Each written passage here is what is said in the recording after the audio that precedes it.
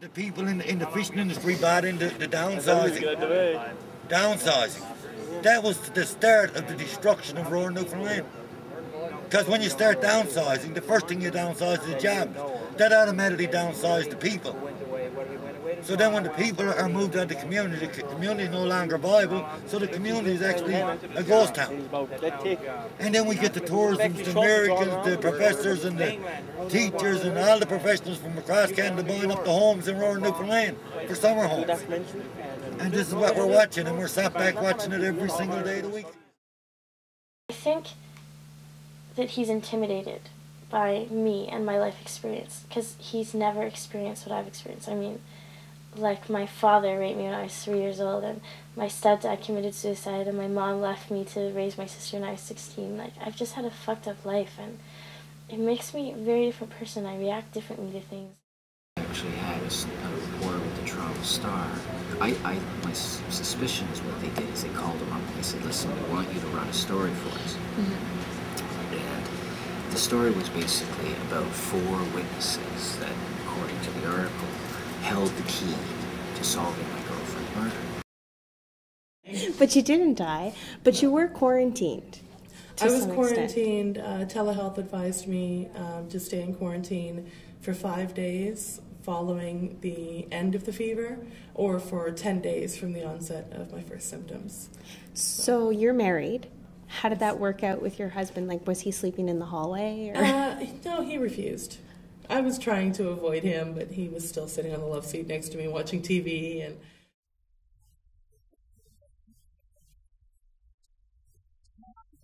they are not professionals, and some are still learning, but the musicians that come to the Renaissance Cafe for the Saturday afternoon country jam wouldn't miss it for the world. One performer, known as Don, loves to play the banjo the most during the jam with the other guys. Don thinks this type of jam session is the best.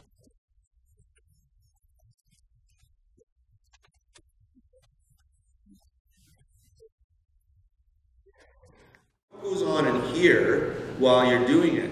You know,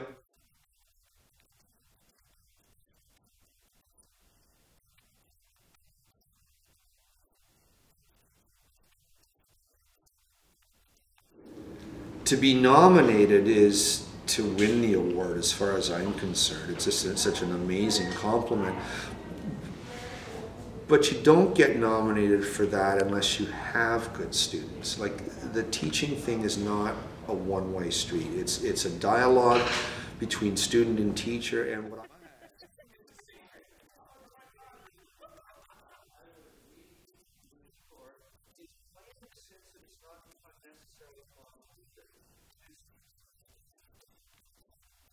I nominated David because I never had too many teachers that were actually really passionate about what they did and made the kids actually feel like they should actually come to school. Crap, how did I forget the word for doing things that are bad for... No learning movies. I don't think I Oh, right.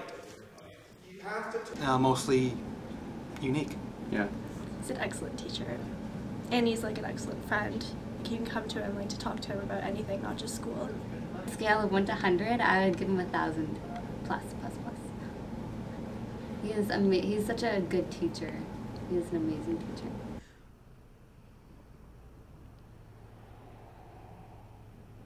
The competition picks off lecturers in a Survivor-like fashion, and only time will tell which lecturer will be the last one standing. Michelle Nash, Observer Television News, Toronto. On your face lets me know that you need me, and there's a truth in your eyes that says you'll never leave me. The touch of your hand says you'll catch me, should ever